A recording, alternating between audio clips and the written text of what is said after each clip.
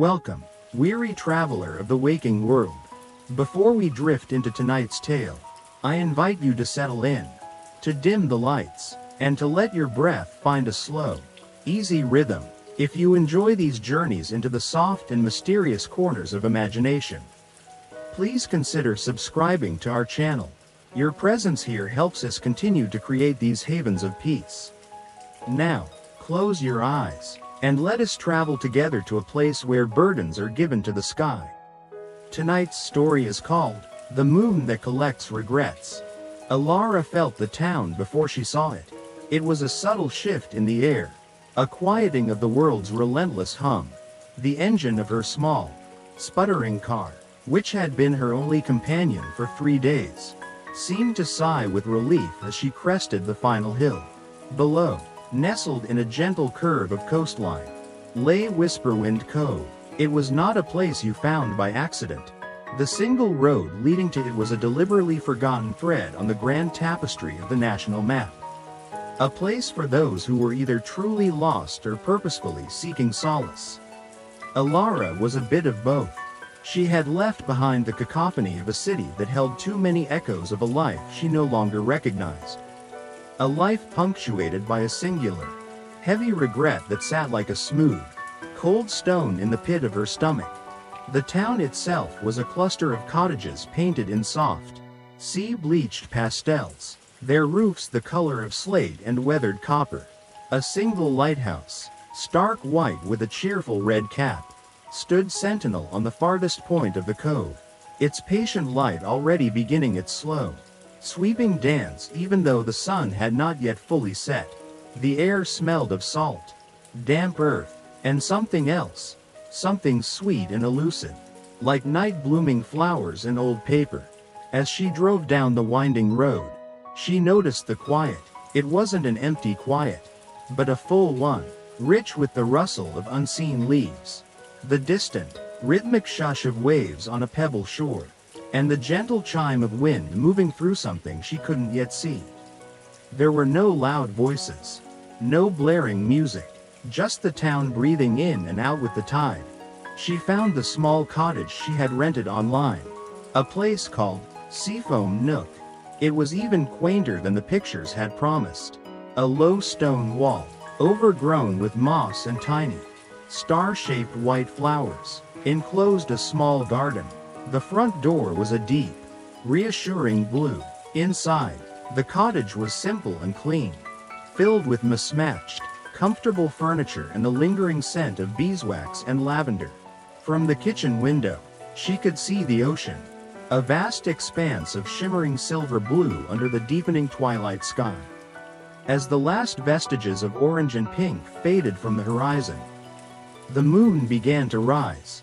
It was nearly full, a perfect, luminous pearl ascending into the indigo heavens. It seemed larger here, closer, as if it held a special fondness for this secluded corner of the world.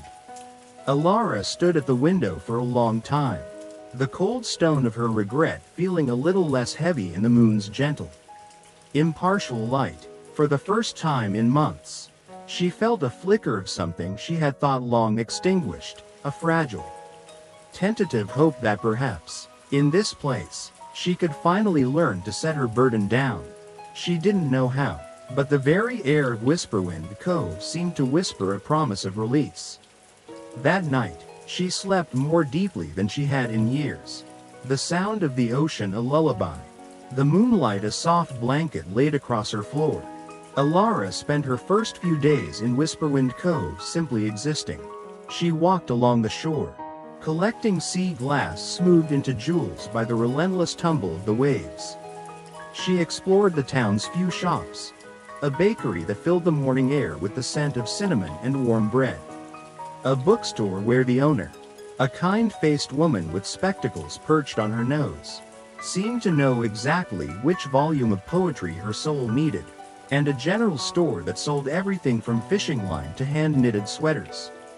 The people were kind but not intrusive. They offered gentle smiles and quiet greetings, respecting the invisible boundary of privacy she had drawn around herself. They seemed to possess a profound sense of peace.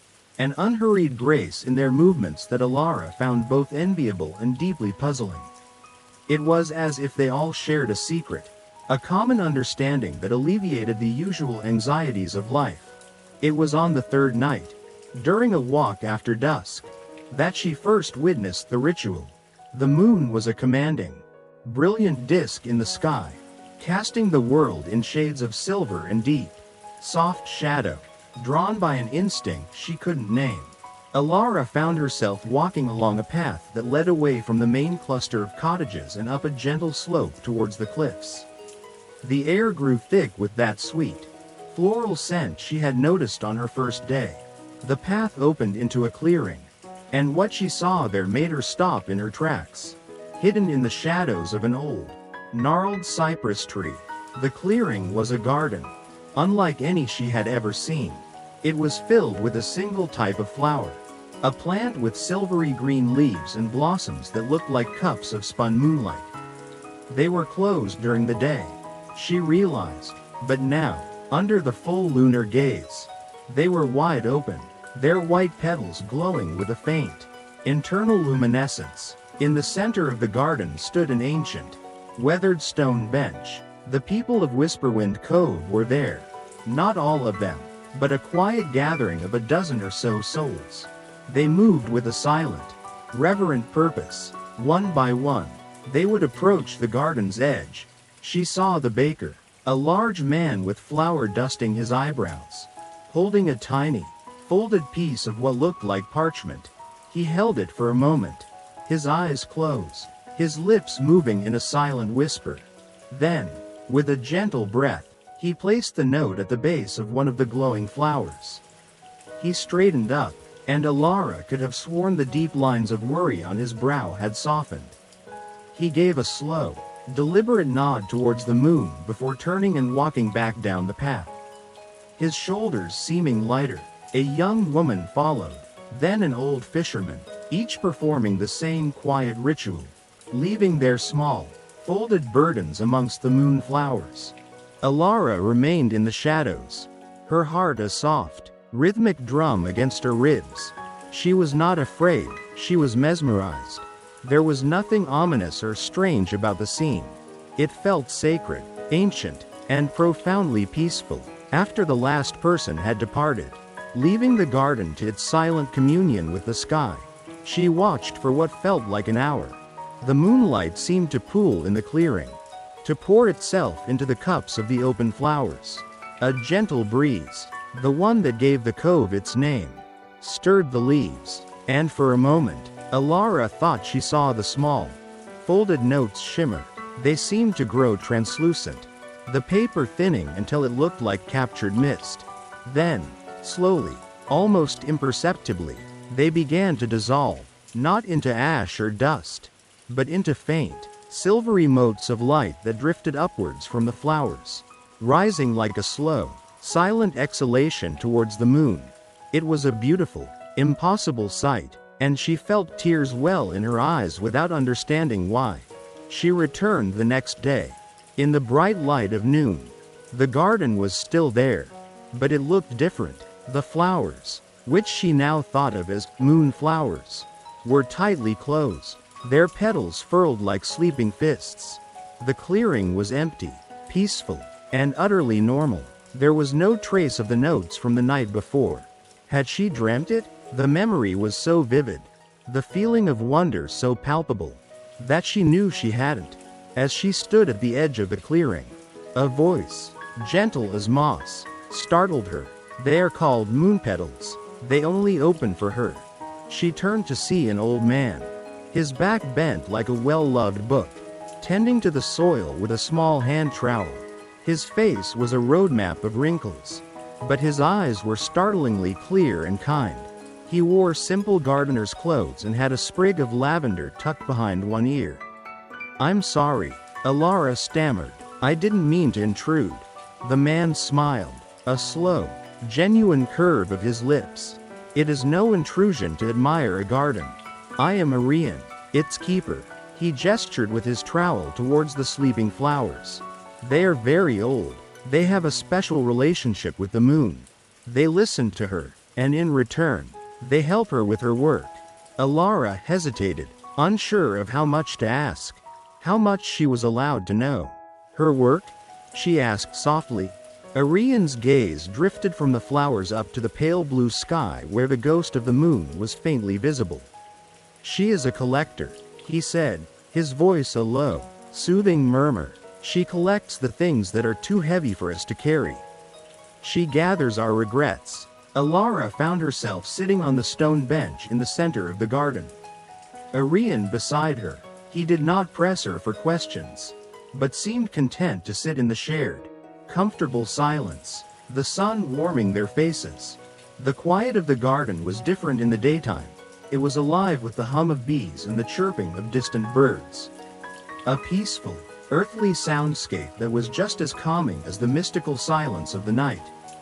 Finally, Alara found her voice. The notes, she began. What happens to them? I thought I saw them disappear. Arian nodded, his eyes crinkling at the corners. You saw correctly. The moon is vast, but she cannot reach down and take our troubles from our hands. The moon petals act as a bridge, and the paper is special. He reached into a weathered leather satchel at his feet and pulled out a small, flat box carved from pale wood. He opened it, and inside, nestled on a bed of dark velvet, were several small, rectangular sheets of what looked like paper. But it wasn't paper, not exactly. It was thin and almost translucent, with a texture like a dried leaf and a faint, pearlescent shimmer that caught the light. This is lumen paper, Arian explained, carefully lifting a sheet and handing it to her. It was surprisingly light, cool to the touch, and seemed to hum with a faint, latent energy. It is made from the fallen leaves of the moonpetal plants, pressed with dew collected only on a new moon, and dried in the shade. It is designed to hold onto one thing, and one thing only: a regret. Alara held the sheet of lumen paper as if it were a fragile artifact. The idea was so simple, yet so profound. So people write down their regrets, she said, thinking aloud. And leave them here? They do, Arian confirmed. They write what they wish they had said, or what they wish they hadn't done. They write down the sorrow, the guilt, the what-ifs that haunt their quiet hours. The ink we use is made from crushed elderberries and salt water. Once the words are on the paper, they become a part of it, a burden given form. He paused, letting her absorb the information. When night falls and the moon petals open, they recognize the paper as their own. They draw its essence into themselves. And when the moon is full and her pull is strongest, she lifts the regrets from the flowers, dissolving them into light and carrying them away into the vast, silent cold of the cosmos. She doesn't destroy them, she simply holds them, where they can no longer weigh us down. Alara looked from the impossible paper in her hand to the kind old man beside her, the cold stone in her own stomach feeling impossibly heavy. Arian left her with a single sheet of the lumen paper. For when you are ready, he had said, with no hint of pressure in his voice, only gentle understanding. Alara took it back to her cottage and placed it on the small wooden desk that looked out at the sea. For days, it sat there, a pale, shimmering rectangle in the shifting light. It was both a promise and an accusation. The cottage, which had at first felt like a sanctuary, now seemed to hold its breath, waiting. The simple, quiet life of Whisperwind Cove, which had been a balm to her frayed nerves, now highlighted the unquiet turmoil within her. She would watch the other townsfolk, the baker whistling as he kneaded dough, the librarian humming as she reshelved books, the fisherman mending his nets with a look of placid concentration. And she wondered about the contents of their notes. What could a baker regret so deeply? A burnt loaf? A harsh word to an apprentice? What burdens did a fisherman carry, beyond the weight of his nets? A catch that got away? A promise to a loved one broken by the call of the sea? She realized their regrets were likely no smaller or larger than her own. They were simply released. They had a place to put their sorrow. A ritual that allowed them to acknowledge their pain and then let it go. To be carried away on a tide of moonlight. She, on the other hand, was still carrying hers. It was a constant, leaden companion. It colored her memories, soured her joys, and whispered to her in the dead of night. Her regret was about a door. A heavy oak door she had closed. Quietly but firmly, on a conversation that should have happened. It was about the words left unsaid, hanging in the air of a stuffy apartment hallway, while the sound of rain beat against the windowpane. It was about pride, and fear, and the foolish belief that there would always be a later to fix things. But later had never come. The phone call that came the next morning had ensured that. Now, the silence that followed the closing of that door was the loudest sound in her world. How could she possibly distill all of that pain, that longing, that irreversible finality onto one small sheet of paper? The thought was paralyzing. Each time she picked up a pen, her hand would tremble. The words felt too big, too sharp. To write them down would be to make them real in a way she had never allowed them to be. It would mean admitting the depth of her own failure. And so the lumen paper sat on her desk, pristine and empty, a silent testament to a burden she was not yet strong enough to release. Feeling adrift, Alara began spending more time at the town's small, cozy library. The librarian, a woman named Isla whose silver hair was always in a neat bun, seemed to understand Alara's need for quiet company. She would bring her cups of chamomile tea and leave her to browse the shelves. The library had a section Alara had not noticed before. Tucked away in a dusty corner, Cove Histories. These were not formal, published books, but rather a collection of leather-bound journals, filled with the handwritten stories and memories of the town's residents, past and present. Isla explained that it was a tradition.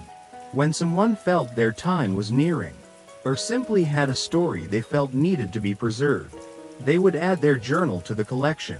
Alara picked one at random. The handwriting was a looping, elegant script. The ink faded from black to a soft brown. It was the journal of a lighthouse keeper named Thomas, who had lived a century ago.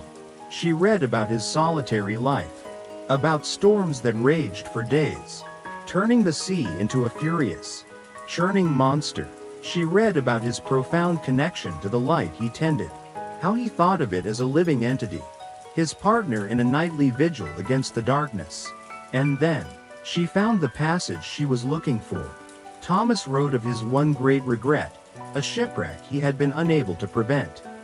A thick, unnatural fog had rolled in, swallowing his light, and a schooner had run aground on the treacherous rocks.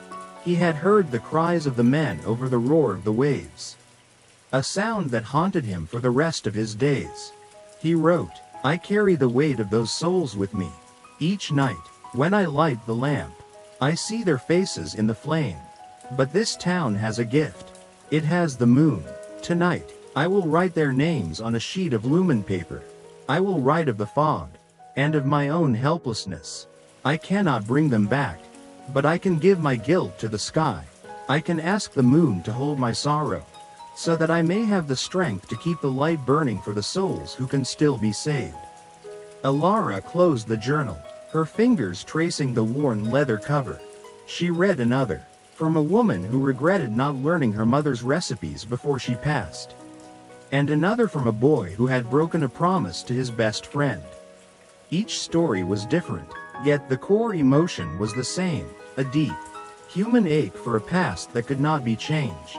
And for each, the Moonpetal Garden was the place of solace, the silent confessional where their burdens could be unburdened. The library, with its collection of shared vulnerabilities, helped Alara understand that she was not alone in her pain. Regret was not a solitary island, it was a vast, shared ocean, and in Whisperwind Cove, they had simply learned how to build a boat. Alara began to notice a subtle rhythm to the town, a cycle that ebbed and flowed with the phases of the moon. During the waxing moon, as it grew from a slender sliver to a pregnant gibbous, an air of gentle introspection would settle over Whisperwind Cove. People seemed quieter, more thoughtful. Conversations in the bakery or the general store were softer, more reflective. Alara sensed they were gathering their thoughts, contemplating the burdens they had accumulated since the last full moon.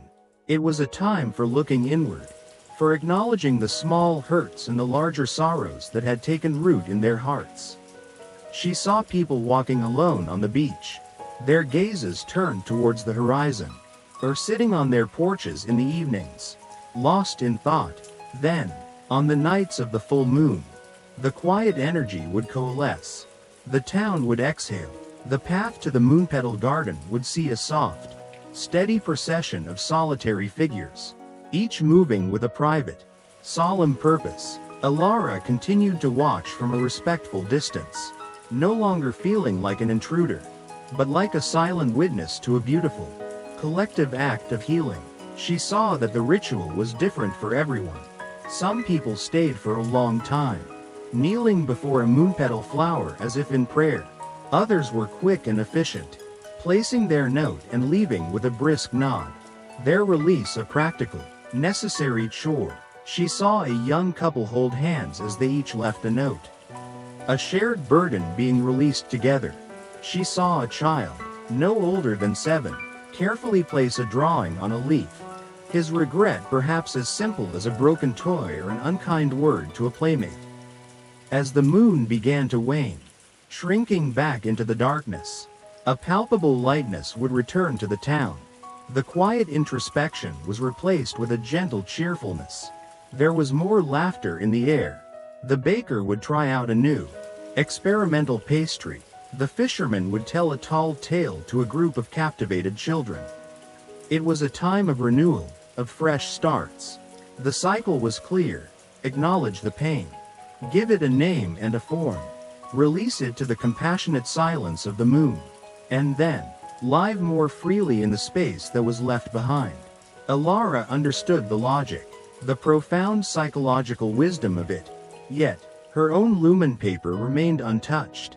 The waxing moon was a period of anxiety for her, the full moon a night of lonely vigil, and the waning moon a reminder of her own inability to let go.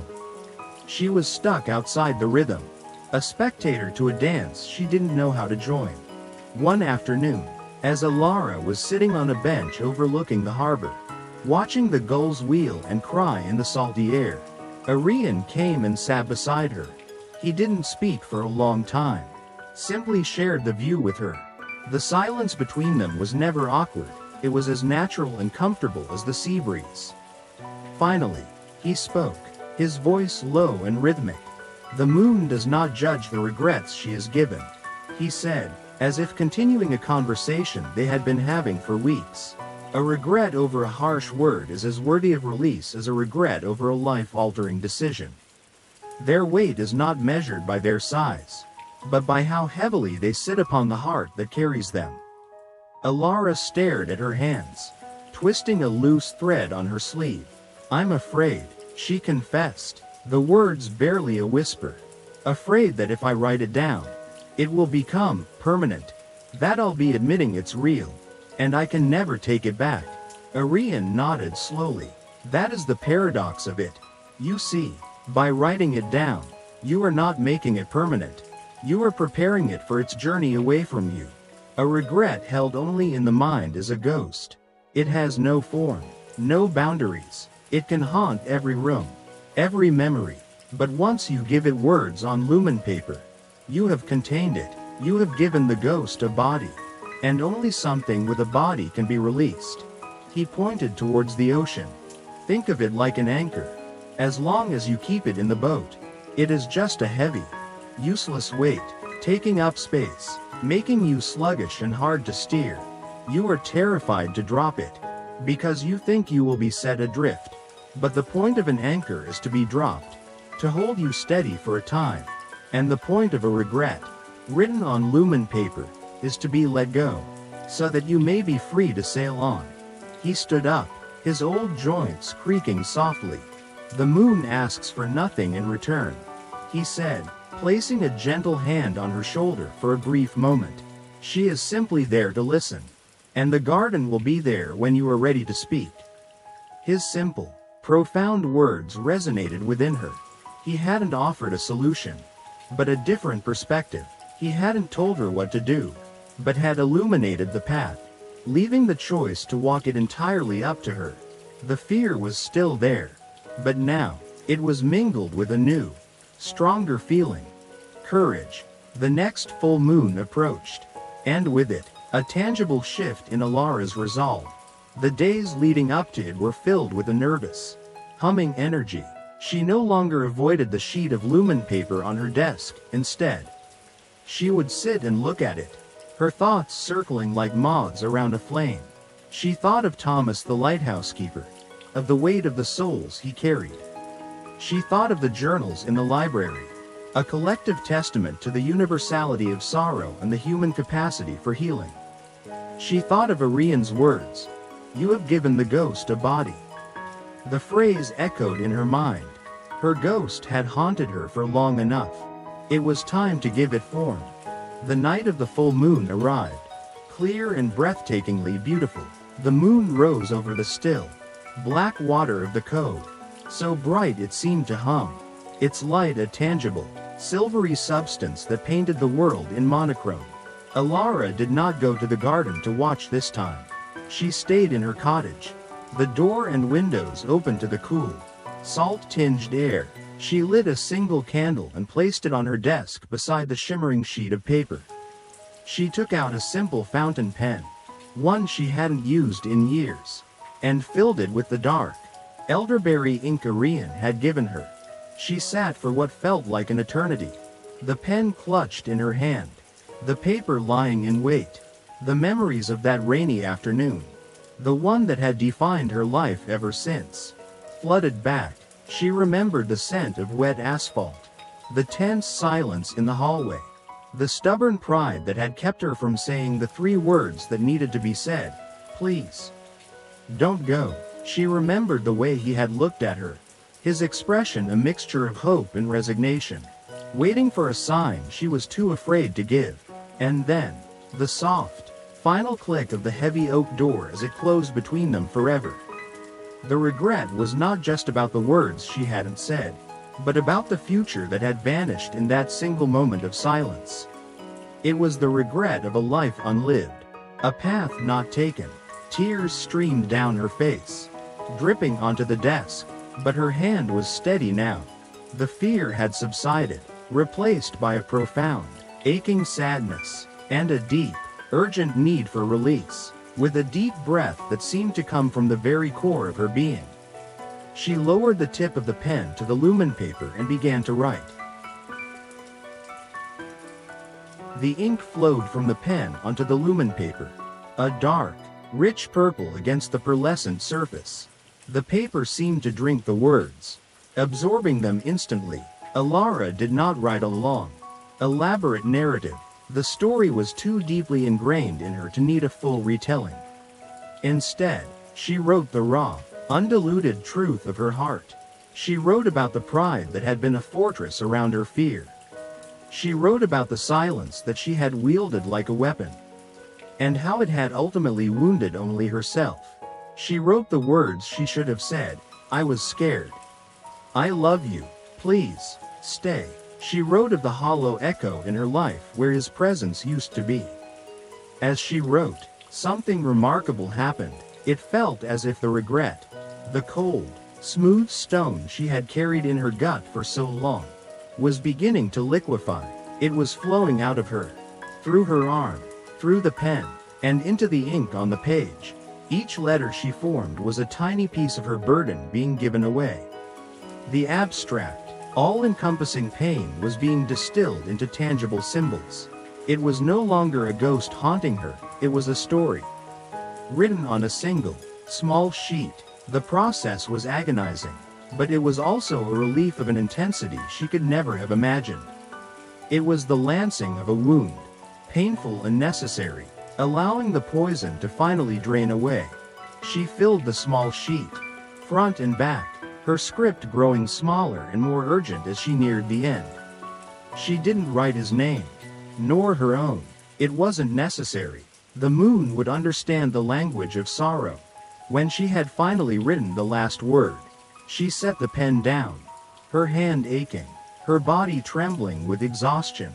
The single candle flame flickered, casting dancing shadows on the walls. The note lay on the desk, no longer just a piece of paper, but a vessel. It seemed to pulse with a faint, sorrowful energy, heavy with the weight of all the emotion she had poured into it. She read it over once, her vision blurred by tears. It was all there. Her ghost now had a body. She folded the paper carefully, her movements slow and deliberate, creating a small, neat square, holding it in her palm. She could feel its metaphorical weight. It was time to take it to the garden. It was time to let it go. Alara blew out the candle, plunging the cottage into the soft, silvery light of the moon. She slipped on her shoes, the folded note clutched gently in her hand, and stepped out into the night. The air was cool and still, and the world seemed to be holding its breath. The walk to the Moonpetal Garden, a path she had only ever taken as an observer, felt entirely different now. She was no longer a spectator, she was a pilgrim. Every step was imbued with purpose. The familiar crunch of pebbles under her feet, the whisper of the wind through the cypress trees, the distant, rhythmic sigh of the waves, it all sounded like a gentle encouragement. She was not the only one on the path. Ahead of her, she saw the silhouette of an old man, walking slowly, and behind her, she heard the soft footfalls of another person. No one spoke. There was no need. They were all part of the same silent, sacred procession, united by the shared, human experience of carrying something they wished they could set down. As she approached the clearing, the sweet, ethereal scent of the moonpetals grew stronger, a welcoming fragrance that seemed to calm her racing heart. The garden was breathtaking, under the direct gaze of the full moon. The flowers glowed with an intensity she had not seen before. They were not just white, they were silver, emitting a soft, cool light that illuminated the entire clearing, making it a sacred, otherworldly space. Arian was there, standing not as a keeper, but as just another soul seeking solace. He saw her, and his eyes offered a look of such profound, gentle encouragement that Alara felt a renewed surge of strength. She found a quiet spot at the edge of the garden, near a cluster of particularly bright blossoms. She knelt on the cool, damp earth, the folded note feeling warm in her hand. This was the precipice. This was the moment of surrender. For a final time, she thought of the closed door, the falling rain, the words left unspoken. She acknowledged the pain, the guilt, the sorrow. She thanked the memory for the lessons it had taught her, for the compassion it had forged in her. And then, she knew she was ready. With a breath that she held and then released in a long, slow sigh, Alara reached forward. Her fingers brushed against the cool, velvety petal of a moonpetal flower. The plant seemed to respond to her touch, its silvery luminescence brightening ever so slightly. She carefully, reverently, placed the folded square of lumen paper at the base of the flower, nestled amongst its silvery green leaves. The moment the note left her hand, she felt a distinct and undeniable shift within her. It wasn't a dramatic, explosive feeling, but a quiet, profound sense of release. The cold, heavy stone that had lived in her stomach for years simply dissolved. It was gone. In its place, there was not an emptiness, but a quiet, peaceful stillness. It was the feeling of a room after a long, raging storm has finally passed. She remained kneeling for a long time, her eyes fixed on the note. She was not the only one in silent vigil. Around the garden, other figures were kneeling or standing, their attention focused on the small burdens they had just laid down. There was a sense of shared catharsis, a collective unburdening that filled the clearing with an energy that was both sorrowful and deeply hopeful. Alara watched as the moonlight, that brilliant, liquid silver, seemed to intensify its focus on the garden. It poured down, not as light, but as an active, benevolent force. The lumen paper began to shimmer, The dark ink of her words seemed to fade, replaced by a soft, silvery light. The edges of the paper softened and grew translucent. It was exactly as she had witnessed before. But to see it happening to her own note, to her own pain, was a transcendent experience. The paper, heavy with her regret, was becoming light. It was unmaking itself, transforming from a vessel of sorrow into its elemental form. Tiny, glittering motes of light began to lift from the note, like fireflies waking from a long sleep. They swirled around the moonpetal blossom for a moment, a tiny galaxy of her released pain, before beginning their slow, graceful ascent towards the sky. She watched them rise, higher and higher, a shimmering trail of light joining countless others from all around the garden, all drifting inexorably upwards, drawn to the serene, silent face of the moon. She watched until the very last mode of light had vanished into the vast, cosmic dark, and she felt free. Alara woke the next morning to the sound of gulls and the gentle warmth of the sun on her face. For a moment, she lay still, expecting to feel the familiar, dull ache of her regret settling in for the day. But it wasn't there. She searched for it, tentatively probing the corners of her mind and heart where it had always resided, but found only a peaceful, quiet space. The memory of that rainy day was still there, of course. The ritual had not erased her past, but it had changed its nature. The memory no longer had sharp, cutting edges. It was no longer a source of active pain, but a scar, a testament to a wound that had healed. It was a part of her story, but it was no longer the whole story. She got out of bed and went to the window, looking out at the bright, sparkling sea. The world looked the same, but her perception of it was fundamentally different. The colors seemed brighter, the air cleaner, the sounds clearer. It was as if she had been listening to the world through a thick, muffling blanket of her own sorrow. And now, that blanket had been lifted. She felt an unaccustomed lightness in her limbs, a desire to simply walk and breathe and be. She left the cottage and walked down to the shore. She let the cool water wash over her bare feet and looked up at the pale blue sky, where the moon was a faint, ghostly memory. She smiled at it, a genuine, unburdened smile. "Thank you," she whispered to the wind. Later that day, she walked to the moonpetal garden.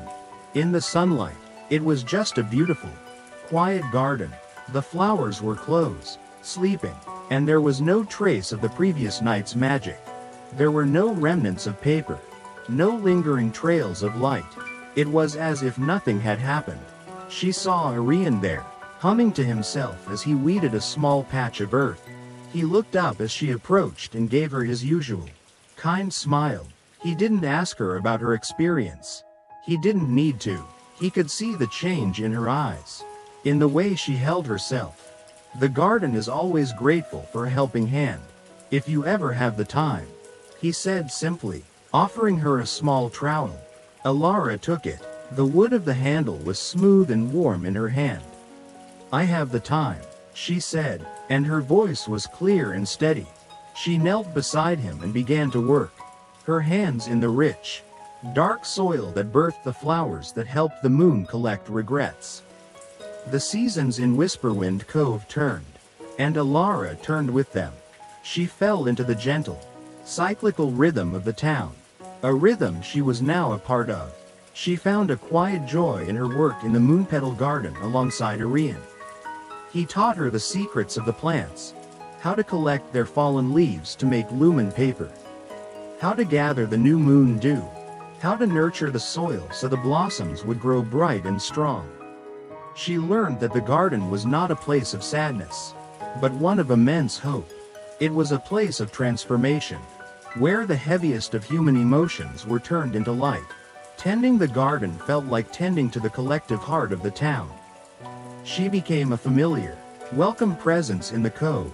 She spent long, comfortable afternoons in the library with Isla, helping to catalog the old journals and even adding a few of her own quiet observations about life in the cove.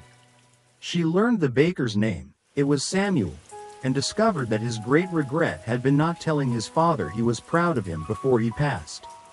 She learned that the young fisherman, Finn, left a note every month for the older brother he had lost to a storm. Each person had their story, their sorrow, but here, sorrow was not a shameful secret to be hidden away. It was an acknowledged part of life, a burden that was shared not in the telling, but in the collective ritual of release. When the moon waxed full each month, Alara would prepare for the night's communion. She no longer went to watch from the shadows, nor did she always have a great, life-altering regret to release. Sometimes, her notes were small. She wrote of a moment of impatience with a neighbor, of a book she wished she had finished, of a kind word she had forgotten to say. She learned what Arian had told her was true: the moon did not judge. The ritual was not just for the grand tragedies, but for the small, everyday burdens that, left untended, could accumulate and weigh down the spirit. Each full moon was a chance to clear the slate, to exhale the month's accumulated sorrows and begin again, lighter and more mindful. She was no longer haunted. She was healing. Years passed, soft and quiet as the turning of pages in an old book. Alara's hair began to show threads of silver, and the lines around her eyes spoke of laughter and peaceful contemplation, not of sorrow. Arian grew older, his movements slower, but his eyes remained as clear and kind as the day she had met him. One sun-drenched afternoon, as they sat together on the stone bench in the garden, he placed his weathered hand over hers. "The garden knows you," he said, his voice a soft, rustling whisper. "The moon trusts you. It is time for me to rest." Alara understood. It was not a sad moment, but a natural transition, as seamless and right as the changing of the tides. She had become a part of Whisperwind Cove, and the garden had become a part of her. After Arian passed peacefully in his sleep, the town looked to her as the new keeper, a role she accepted with a humble and grateful heart. And so, her life found its final, beautiful purpose. She became the gentle, white-haired woman who tended the moon petals, who sat with newcomers on the stone bench and explained the nature of lumen paper. She shared Arian's wisdom, telling them that the moon does not judge, that a regret given form is a regret prepared for release. On the nights of the full moon, she would stand in the garden, not to leave a note of her own, but as a quiet, benevolent presence, a guardian of the ritual. She would watch the soft, steady procession of her friends and neighbors. She would see the flicker of pain in their eyes, followed by the profound peace of release. And she would watch as the countless tiny notes, filled with the secret sorrows of the human heart, dissolved into shimmering motes of light. They would rise, a silent, silvery river, flowing upwards to the patient, luminous moon that hung in the vast, starry sky, forever collecting the regrets of the world, leaving behind only peace, and the space to begin anew. And in the heart of the garden, Alara would smile, at home and at peace, a quiet keeper of a sacred, gentle magic.